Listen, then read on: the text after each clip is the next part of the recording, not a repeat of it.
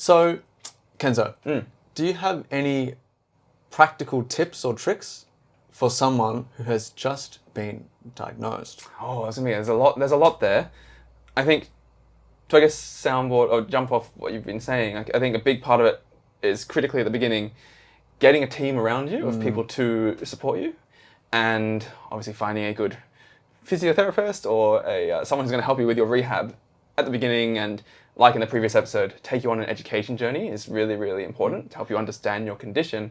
But I think even before that, it's really important to have a doctor on board. So in this case, with most neurological conditions, you're going to need a neurologist.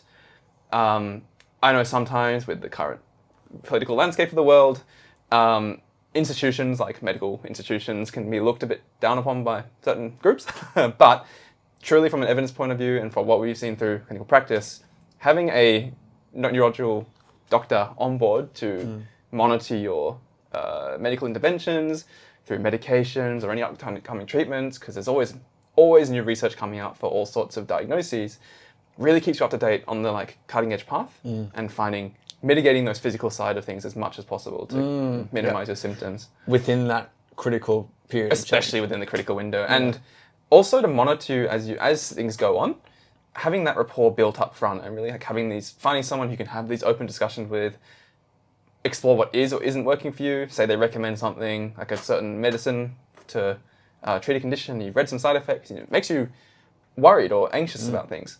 And feeling comfortable raising that with your doctor and saying, look, I've read these things about this drug or surgery, and I'm not sure if I want to do this.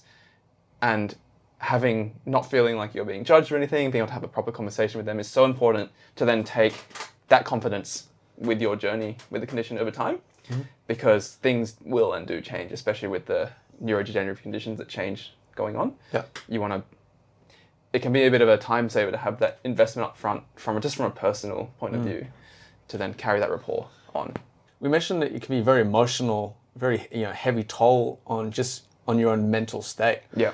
I think that could be handy to kind of add in that don't neglect that part of it either. 100%. This is a huge change. And so some people might have some supports for their own mental health already in place. So they might have used it in the past for anything else or things that they might do to help upkeep themselves. Like a counselor or a psychologist. Yeah. So they might have already had that. But then there's a lot of people out there who may have had nothing to do with the whole, even having to learn about their own mental health before. This might be a completely new thing for them. Yeah.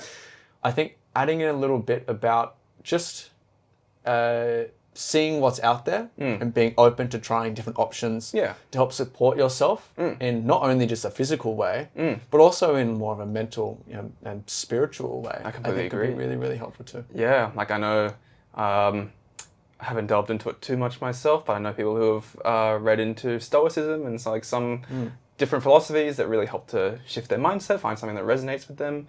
And on the finding face-to-face help as well, sometimes there's a bit of a stigma around seeking mental health support, feeling like it's weakness, anything like that. And I really don't think that's a good idea to view it that way.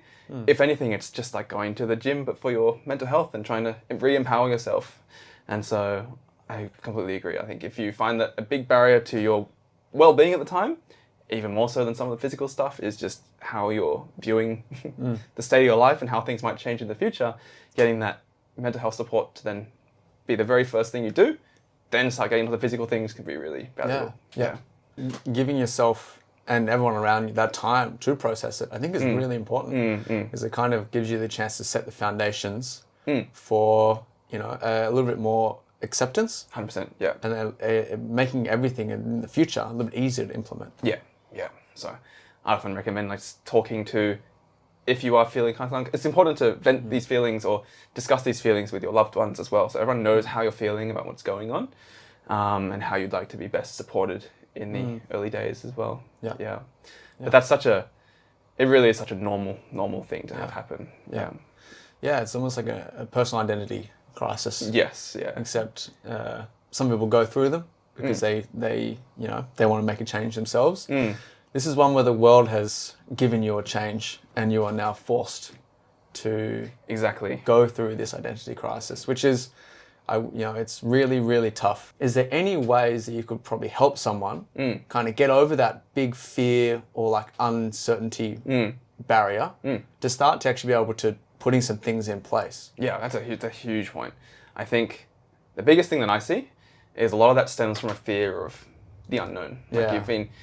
Diagnoses, like we've said, they're very scary things. And so, but actually unpacking and understanding like how they work, what's happening inside your body or what's happening inside your brain, can really help to sort of demystify it, which is a big part of our mission.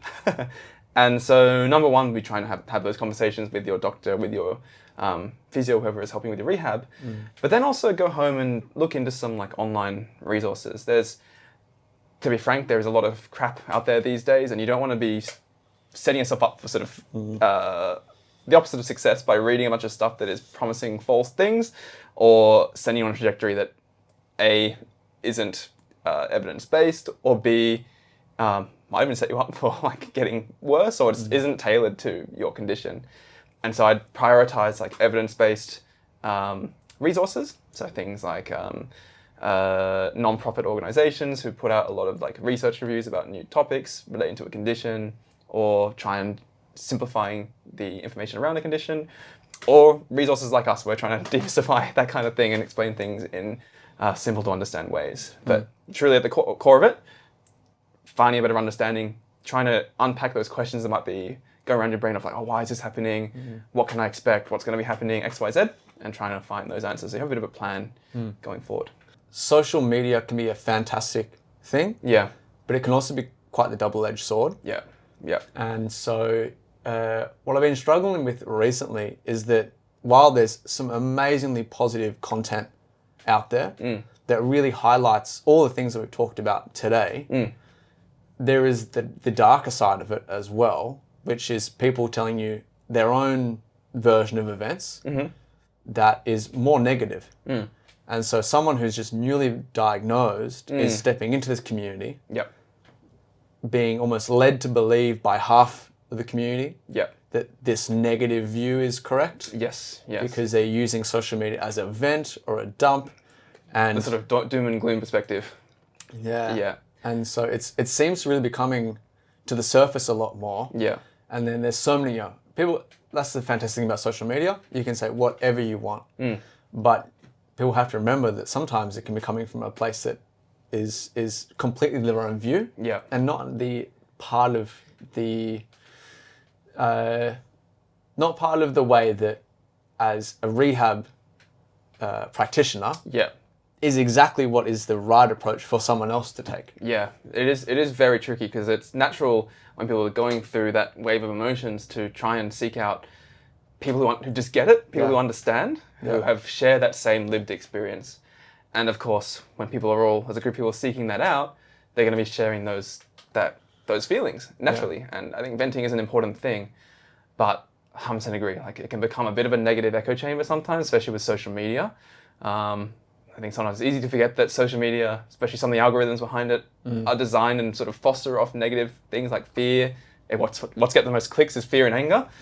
And so, trying to keep that in mind. It's okay to have these support groups; they're important, but just have that air about you, that awareness that some of that negativity is going to float to the surface quite strongly. Brain injuries, like strokes or traumatic brain injuries, at first is where the symptoms are going to be, in general, the worst. And so you'll often hear about this critical window at the beginning, where the first 6 months after your brain injury, rehab is such an important thing because you can get so many of those symptoms back.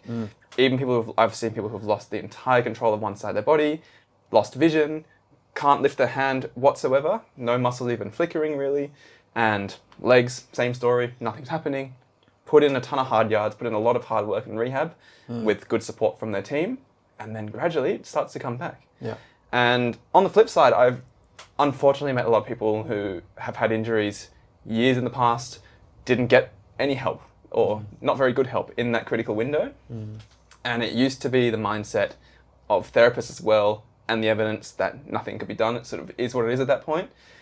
And while there are some things that get like that, like if a muscle gets really stiff and it's hard to stretch out, that can be hard to change later on. But even still, a lot of research now shows that even months past the 6-month mark, years down the track, if you put a lot of novel, hard exercises in place that really challenge the brain to start to rewire itself through this thing called neuroplasticity, which we'll discuss more in the future, a lot of benefit can come out of that. So, hey everyone, just quickly, could you please double check you've hit that subscribe button? Because it is the best way of supporting the show. and if you're watching on YouTube, don't forget to hit that bell icon as well, so YouTube will notify you when we have our new episodes out every week.